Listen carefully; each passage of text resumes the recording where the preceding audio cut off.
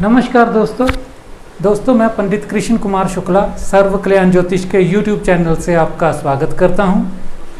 दोस्तों आज जो मैं वीडियो बनाने जा रहा हूं वो जन्म कुंडली के 12 भावों से संबंधित है।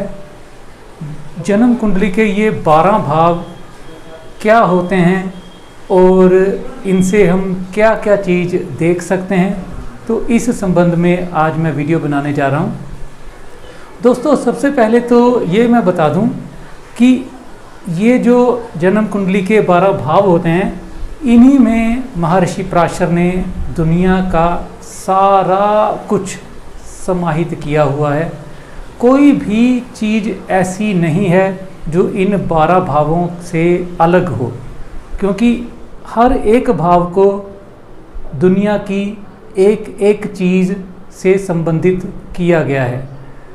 12 भावों में पूरी दुनिया ही समाहित की गई है और एक छोटे से वीडियो में पूरी दुनिया की हर चीज़ के बारे में बता पाना उतना संभव तो नहीं है, मगर फिर भी मैं जितना भी हो सकेगा अपने इस वीडियो में 12 भावों के बारे में आपको जानकारी दूंगा।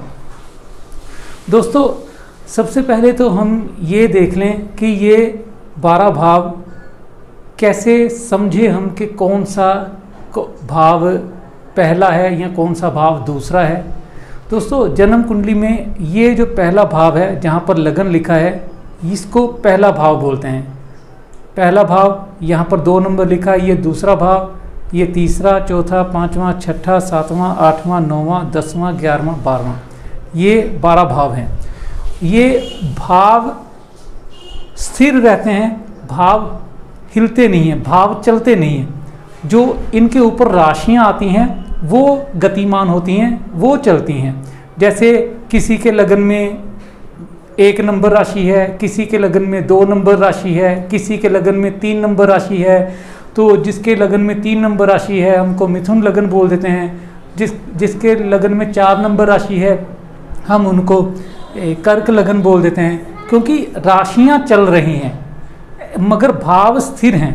भावों का फल वहीं पर ही रहता है। और इसके बाद इन भावों को अलग अलग संज्ञाएं भी दी गई हैं। और इसी के साथ जो 12 भाव हैं इनमें अलग अलग रिश्तेदार रिश्ते नातों से संबंधित हैं ये अलग अलग भाव। और जीवन के हर सुख और हर दुख जितने भी दुनिया में हैं सभी का इन 12 भावों में एक समाहित है। सभी इन 12 भावों में ही सम हुए हैं, मिले हुए हैं। जो भी जीवन के सुख दुख हैं, हमारी कामयाबी है, हमारी नाकामयाबी है, हमारे लाभ हैं, हमारी हानि है, हमारा जीवन है, हमारी मृत्यु है, हमारा स्वस्थ शरीर है, हमारा रोगी शरीर है, हमारा कर्जा है, हमारा कोई जीवन में किसी को कोई कर्जा नहीं है, दाम्पत्य जीवनी यानी कि कोई कुंवारा है, कोई शादीशुदा है, और किसी के पास बहुत पैसा है, किसी के पास कुछ पैसा नहीं है। ठीक है, कोई भाग्यशाली है, कोई इतना भाग्यशाली नहीं है, उसका भाग्य साथ नहीं दे रहा। ये सब कुछ इन 12 भावों में ही है। दोस्तों सबसे पहले तो आप ये देख लीजिए कि इन 12 भावों को कौन कौन सा तरीके से हम देखते हैं। दोस्तों ये 1, 5, 9 यानी 1, 5, 9 ये भाव धर्म त्रिकोण है। पहला भाव, 5वां भाव और 9वां भाव धर्म त्रिकोण है, यानी कि ये भाव हमको धर्म की ओर लेके जाते हैं। ये भाव हमारी पूजा पाठ से संबंधित हैं और ये भाव हमको भाग्य भी देते हैं, क्योंकि धर्म से ही भाग्य होता है। इसके बाद अर्थ त्रिकोण होते हैं 2, 6, 10। दोस्तों 2, 6, 10 ये भाव हमारे अर्थ त्रिकोण है, यानी कि आर्थिक स्थिति बताते हैं। हमारी आर्थिक स्थिति कैसी होगी, आर्थिक स्थिति यानी फाइनेंशियल स्थिति। दोस्तों दूसरा भाव पैसे का है, छठा भाव नौकरी का है और 10वां भाव कार्य, व्यवसाय, व्यापार, उन्नति का है। आप ये बात समझ लीजिएगा, छठा भाव नौकरी का है, 10वां भाव कार्य व्यवसाय का है, या 10वें भाव को हम सरकार से संबंधित कार्य भी देखते हैं। और 10वां भाव हमारा कर्म क्षेत्र है कि हमारी जीविका क्या होगी, हमारी जीविका का साधन क्या होगा। सभी का जीविका का साधन नौकरी नहीं है, ये बात समझ लीजिए। सभी का जीविका का साधन छठा भाव नौकरी नहीं है, अलग अलग जीविका का साधन है। तो 10वां भाव जीविका है, ये भी कहीं ना कहीं अर्थ से जुड़ा हुआ है, यानी कि पैसा आने से जुड़ा हुआ है। इसके बाद दोस्तों 3, 7, 11 ये काम त्रिकोण है। काम त्रिकोण यानी कामनाएं, इच्छाएं, 3, 7, 11 ये इच्छाएं हैं। 7वां आप जानते ही हो, शादी की इच्छा। तीसरा हमारा पराक्रम क्या होगा, हमारे पड़ोसी कैसे होंगे, तीसरा भाव ये बताता है। तो वो सभी को इच्छा होती है। मित्र, तीसरा भाव मित्र होता है, मित्र की इच्छा सभी को होती है, अच्छे मित्र की। और 11वां भाव लाभ, ऐश्वर्य, सुख साधन, इसकी सभी को इच्छा होती है। तो ये 3, 7, 11 इच्छा को बताते हैं, कामना को बताते हैं। और इसके बाद 4, 8, 12 मोक्ष त्रिकोण है मित्रों। 4, 8, 12 चौथा भाव हमारा मन, 8वां भाव हमारा अध्यात्म, हमारा ज्ञान, अध्यात्म ज्ञान। और 12वां भाव ये भी मोक्ष त्रिकोण में आता है। यहाँ पर जब आदमी बिल्कुल अंतिम समय जब किसी का आ जाता है तो उसको यही कहा जाता है, भाई अब राम का नाम लो, अब आपको राम का नाम लेना चाहिए। तो ये भी मोक्ष त्रिकोण का ही है। 4, 8, 12 हमको अध्यात्म से बहुत ज़्यादा जोड़ते हैं और मोक्ष तक लेकर जाते हैं। इसके बाद और एक थ्योरी होती है 12 भावों की। दूसरी थ्योरी है 2, 6, 10, 11 उपचय भाव होते हैं। 2, 6, 10, 11 उपचय भाव हैं, यानी कि ये हमको ग्रोथ देते हैं। इन भावों से हम यही देखते हैं कि ये भाव हमारे लिए फाइनेंशियली ग्रोथ देते हैं, हमारे पास पैसा आता है और हम धनवान बनते हैं। ये 2, 6, 10 और 11। इसके बाद दोस्तों 3, 6, 11 त्रिशदाई भाव है। 3, 6, 11 ये त्रिशदाई भाव है। त्रिशदाई मतलब त्रि यानी तीसरा, षड यानी कि छठा, और आय यानी कि 11वां। त्रिशदाई भाव हैं। ये हमको जितना लाभ देते हैं उतना ही जीवन में संघर्ष भी देते हैं। आप इसको समझ पा रहे होंगे कि तीसरा भाव पराक्रम जब भी कोई दिखाता है तो वो ऑब्वियसली अपने जो मेहनत है वो डट के करता है, या वो अपने आप में एक रिस्क लेता है, तभी वो पराक्रम दिखाता है। छठा भाव अगर ये उपचय है, ग्रोथ देता है, तो ये शत्रु का भी है, कर्जा भी है। कई लोग कर्जे से ग्रोथ करते हैं, वो तो आप जानते हैं। तो यहाँ पर कर्जे से ग्रोथ करेगा तो टेंशन तो, तनाव तो रहेगा। तो ये त्रिशदाई भाव है, ये ग्रोथ के साथ साथ तनाव भी देते हैं।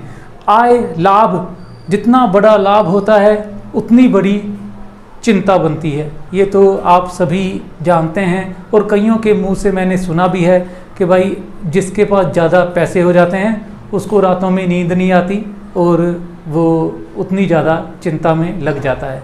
तो ये त्रिशदाई भाव हो गए। इसके बाद एक भाव होते हैं दोस्तों 6, 8, 12। 6, 8, 12 इन भावों को बोलते हैं त्रिक भाव। त्रिक भाव होते हैं, त्रिक यानी कि ये शुभ भाव नहीं है, खराब भाव हैं। छठा ऋण, रोग, कर्ज। 8वां गंभीर बीमारी, और यहाँ पर मृत्यु तुल्य कष्ट भी 8वें में आता है। मृत्यु भी 8वें से देखी जाती है। 12वां भाव तो है ही हॉस्पिटल, कारावास, जेल यात्रा और कोर्ट कचहरी यानी कि जज के पास जाओगे तभी तो जेल होगी।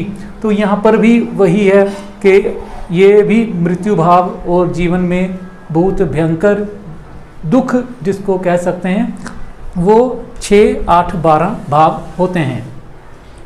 तो ये तो दोस्तों हो गया जो इन भावों के बारे में जो मैं एक थ्योरी होती है देखने की वो। अब मैं इन 12 भावों के बारे में आपको बताता हूँ, सुनिएगा ध्यान से।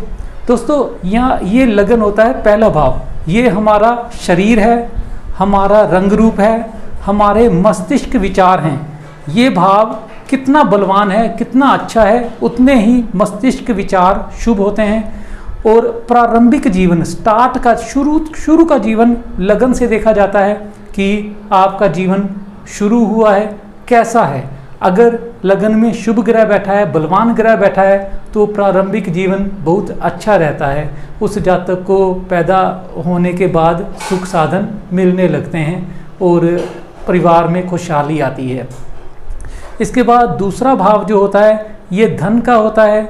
ये हमारा जो बैंक बैलेंस होता है, कोष यानी कि बैंक बैलेंस का होता है, नेत्र का होता है, ये वाणी का होता है, ये गले का भी होता है। गले से संबंधित कोई भी समस्या दूसरे भाव से देखी जाती है। इसके बाद कुटुंब का होता है यानी कि फैमिली, आपकी फैमिली का सुख, परिवार का सुख आपको कितना है तो वो दूसरे भाव से देखा जाता है। और दूसरा भाव अगर बलवान हो तो आपके पास धन होगा, पैसा होगा, बैंक बैलेंस होगा, तो पारिवारिक सुख भी अच्छा होगा। इसके बाद दोस्तों तीसरा भाव होता है, तीसरा भाव पराक्रम का होता है, छोटे भाई बहन का होता है, हमारे पड़ोसी का होता है, हमारे जो मित्र बनते हैं उनका होता है। और ये छोटी यात्राओं का होता है, लघु यात्राएं। छोटी यात्राएं जो 100-150 किलोमीटर दूर की होती हैं उनको हम तीसरे भाव से देखते हैं। 100-150 किलोमीटर भी मैं कुछ ज़्यादा बोल गया हूँ, ये 50 किलोमीटर से आप ले सकते हैं। 50 किलोमीटर से आगे की जितनी भी यात्राएं होती हैं 50 से 100-150 किलोमीटर तक की, वो सारी तीसरे भाव से देखी जाती हैं। और बड़ी यात्राएं आगे मैं बताऊंगा बड़ी यात्राएं कहाँ से देखी जाती हैं। इसके बाद चौथा भाव जो आता है ये हमारी माता है, ये हमारा मकान का सुख है, ये हमारा वाहन का सुख है, ये गृहस्थ जीवन का सुख है। क्योंकि जिसके पास मकान अच्छा है, सुख साधन है, वाहन है, तो उसका गृहस्थ जीवन भी अच्छा है। ये कृषि का भी है, कृषि यानी कि खेती बाड़ी की ज़मीन चौथे भाव से भी देखी जाती है। कृषि खेती बाड़ी, या आपकी खेती अच्छी होगी कि नहीं होगी, आपके पास जो खेती बाड़ी का काम करते हो तो आपने फसल बोई हुई है तो फसल कितनी अच्छी होगी, ये चौथा भाव बताएगा। क्योंकि ये सुख है, ये हमारा सुख है, तो सुख ही तो बताएगा कि आने वाला समय आपका कितना सुखी होगा। सुख भाव बलवान होगा तो फसल हरी भरी होगी। इसके बाद पांचवा भाव जो होता है ये संतान का है, प्रेम संबंध का है, विद्या का है। दोस्तों ये विद्या और प्रेम आपस में कैसे जुड़ते हैं, ये पांचवें भाव से हम बड़ी जो विद्या होती है या हायर स्टडी होती है वो देखते हैं। तो आपने देखा होगा हायर स्टडी जो करते हैं खासकर प्रेम संबंध में वही होते भी हैं। तो यहाँ पर विद्या के साथ साथ ये प्रेम संबंध से भी जुड़ा हुआ है पांचवा भाव। संतान का भी है, गर्भ का भी है और याददाश्त का भी है। आपकी मेमोरी कितनी शार्प होगी, कितनी अच्छी होगी, ये भी पांचवा भाव बताएगा। ये बुद्धि का भी है, दिमाग कितना तेज होगा। और ये भाव मंत्र जाप का है, कोई मंत्र सिद्धि करने के लिए पांचवें भाव से देखा जाता है। और इसी के साथ साथ पांचवा भाव हम लॉटरी आदि से भी जोड़ते हैं पांचवें भाव को, क्योंकि पांचवा भाव हमको इसको लक्ष्मी स्थान भी कहा जाता है। पांचवें और नौवें भाव को लक्ष्मी स्थान भी कहा जाता है। तो ये भाव हमको बिना मेहनत किए हुए जो आराम से जीवन जीते हैं उनका पांचवा भाव बलवान होता है, उनको बिना मेहनत ही पैसे मिलते रहते हैं। इसके बाद दोस्तों छठा भाव आ जाता है। छठा भाव शत्रु का, कर्जे का, रोग का, छोटे मामा मौसी का, दुर्घटना जो एक्सीडेंट वगैरह हो जाते हैं उसका, कोर्ट कचहरी मुकदमे का, लड़ाई झगड़ा, जो लड़ाई झगड़े होते हैं तो तभी तो कोर्ट कचहरी मुकदमा होगा। तो ये भाव इन सब चीज़ों से प्रताड़ित करता है। और ये छठा भाव नौकरी का भी है। जब भी हम किसी की नौकरी करते हैं तो वो छठे भाव से ही संबंध होता है नौकरी का। तो दोस्तों कर्जे का संबंध भी छठे भाव से ही है कि आप कर्जा लेकर कितना परेशान हो सकते हैं जीवन में, या कर्जा आपको कितनी आसानी से मिल जाएगा। रोग शत्रु ये कितना आपको परेशान करेंगे नहीं करेंगे, ये छठे भाव से ही देखा जाता है। इसके बाद सातवां भाव आ जाता है। दोस्तों सातवां भाव विवाह शादी का है और ये साझेदारी में व्यापार का है, यानी कि अगर कोई आप पार्टनरशिप में कोई भी बिजनेस करते हैं तो वो सातवां भाव है। स्थानांतरण का है, आप एक जगह से जाकर किसी दूसरी जगह पे अपनी सेटलमेंट करते हैं तो वो भी सातवां भाव है। विदेशी लोगों से संबंध सातवां भाव है। पति पत्नी के संबंध, पति पत्नी में कितना प्यार रहेगा, ये सातवां भाव है। क्रय विक्रय, यानी कि अगर आप कोई भी ट्रेडिंग का काम करते हैं, कोई चीज़ खरीदते हैं बेचते हैं तो वो भी सातवां भाव होगा। और सातवां भाव हमारे जहाँ पर हम रह रहे हैं उसके आसपास की व्यवस्था जो होती है कितनी बढ़िया है, हम कौन से एरिया में रह रहे हैं, पॉश इलाका है या वो बैकवर्ड इलाका है।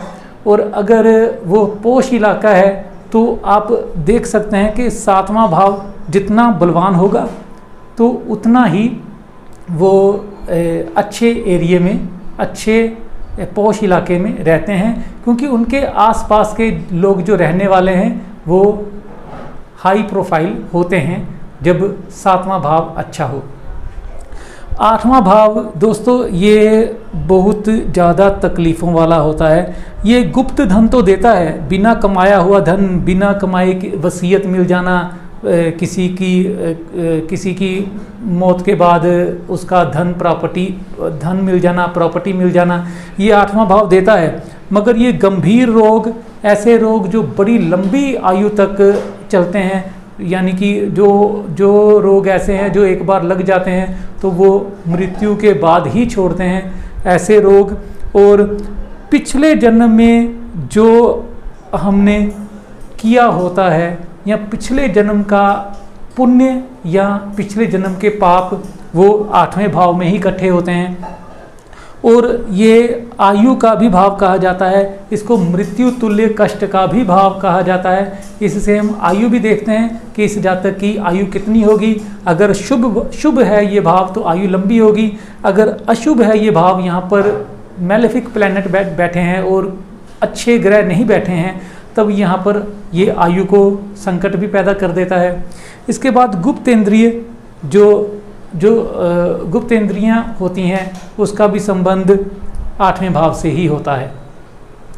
दोस्तों ज्योतिष का ज्ञान या पराविज्ञान जो ओकल्ट साइंस होता है, जितना भी आध्यात्मिक ज्ञान है वो आठवें भाव से ही आता है। इसका उदाहरण मैं आपको ऐसा दे सकता हूँ कि अक्सर आपने सुना होगा कि भाई जिसने जीवन में बहुत सारे दुख संकट झेले होते हैं तो अच्छी नॉलेज भी उसी के पास होती है। तो वैसे ही आठवां भाव अगर बहुत गंभीर संकट है तो ये ज्ञान भी कमाल का कर देता है। इसके बाद दोस्तों हम आगे बढ़ते हैं। ये नौवां भाव आ गया, ये धर्म भाग्य का भाव है। इसको हम मंत्र ज्ञान, धर्म कर्म, भाग्य, इसके साथ विदेश की यात्रा, लंबी दूरी की यात्रा और पुण्य तीर्थ, यानी कि अगर आपने जो धर्म स्थान है, तीर्थ स्थान है, वहाँ की यात्रा करते हो आप, तो वो नौवें भाव से ही संबंधित है। नौवां भाव ही उसको दर्शाता है। आप कितने भाग्यशाली हो, नौवां भाव ही बताता है। आपका कितना मान सम्मान समाज में होगा, नौवां भाव ही बताता है। और आपको कितना श्रेय मिलेगा अपने कार्य का, नौवां भाव ही बताता है। दोस्तों 10वां भाव आ गया, ये कर्म का है, ये पिता सुख का है। दोस्तों 9वां भाव जो है ये पिता का है, पिता का, मगर 10वां भाव पिता सुख का है, यानी कि आपके पिता कितने जीवन में कामयाब रहे हैं वो 10वां भाव ही बताएगा। बाकी पिता कैसे हैं वो 9वां भाव बताएगा। पिता का नेचर, स्वभाव कैसा है 9वां भाव बताएगा, और पिता का कार्य व्यवसाय कितना उन्नतिपूर्ण है ये 10वां भाव बताएगा। जीविका का साधन 10वां भाव बताएगा। राज्य प्रतिष्ठा आपकी 10वां भाव बताएगा। सरकार से संबंधित जितने भी कार्य होते हैं वो सारे 10वां भाव बताएगा। राजनीति से अगर आपका संबंध जुड़ता है तो 10वां भाव बताएगा। कर्म भाव इसको बोलते हैं, आप कौन सा कर्म करते हो 10वां भाव बताएगा। इसके बाद दोस्तों 11वां भाव आ जाता है लाभ का। लाभ, बड़ा भाई, ऐश्वर्य, सुख साधन और इच्छा पूर्ति, इसमें सभी समा गया, क्योंकि लाभ होगा तो अच्छा ही है। बड़ा भाई, उससे भी बड़े भाई से संबंधित जो भी आपको लाभ मिलेगा। ऐश्वर्य यानी कि सुख साधन, ऐश्वर्य साधन आपके पास कितने होंगे 11वां भाव बताएगा। सुख साधन आपके पास कितने होंगे 11वां भाव बताएगा। और इच्छा पूर्ति, सबसे बड़ी बात इच्छा पूर्ति, यानी कि जो भी आप चाहते हो आपको मिल जाए वो 11वां भाव बताएगा। 11वां भाव अगर बलवान है तो जो भी आप चाहोगे वो होगा और वो आपको मिल भी जाएगा। इसके बाद दोस्तों 12वां भाव आ जाता है। 12वां भाव हानि है। हानि, व्यसन, जो नशे आदि में पड़कर अपना लाइफ बर्बाद करते हैं। और शयन सुख, आप इसको जोड़ दीजिए, व्यसन से इसको जोड़ दीजिए। शराब पीते हैं तो वो शराब पीकर कोई टहलने नहीं जाता, ज़्यादा शराब पीकर शयन पीड़ा में ही जाते हैं, यानी कि सो जाते हैं। तो व्यसन करना, शयन सुख, सो जाना, विदेश की यात्रा, यहाँ पर 12वां भाव अस्पताल भी है, ज़्यादा नशे करेगा तो अस्पताल जाएगा। फिर 12वां भाव कारावास, जेल भी है, नशे करेगा तो उसके बाद एक दिन जेल में जाएगा। उसके बाद ये भाव मृत्यु तुल्य कष्ट भी है, जब जेल जाएगा तो मृत्यु तुल्य कष्ट भी होगा। अस्पताल जाएगा तो डॉक्टर बड़ा बड़ा बिल बना देंगे और वो भी मृत्यु तुल्य कष्ट ही हो जाएगा, जब पैसे पास नहीं है तो डॉक्टर का बिल देना है। इसके बाद ये लंबी विदेश यात्रा हम 12वें भाव से भी देखते हैं और 9वें भाव से भी देखते हैं। विदेश यात्रा के भाव 9वां और 12वां भाव होते हैं। इसके बाद मोक्ष का भाव है, क्योंकि जब बंदा सारे सुख सारे दुख झेल लेता है और उसके बाद वो उसकी एक ही इच्छा रह जाती है कि अब मुझे मुक्ति मिल जाए, तो जब इतने भयंकर दुख झेल लेने के बाद तो वो मोक्ष की ही प्राप्ति के लिए कोशिश करता है और कि मुक्ति मिल जाए। तो ये भाव मोक्ष का भी है और यहाँ से ही कहानी ख़त्म हो जाती है। यहाँ पहले भाव से जो कहानी शुरू हुई थी जीवन की, 12वें भाव में आकर वो ख़त्म हो जाती है, क्योंकि ये भाव मृत्यु से भी जोड़ता है। अच्छा दोस्तों, आशा करता हूँ कि आपको 12 भावों के संबंध में काफ़ी कुछ जानकारी मिल गई होगी, क्योंकि 12 भावों में इतना कुछ समेटा हुआ है कि एक वीडियो में क्या एक जन्म में भी बता पाना मुश्किल है, मगर हमने कोशिश करी है। अगर आपको वीडियो अच्छा लगा है तो आप मेरे वीडियो को लाइक कीजिए, कमेंट कीजिए और अपना प्यार सदा बनाए रखिए। अच्छा, नमस्कार, राम राम, धन्यवाद।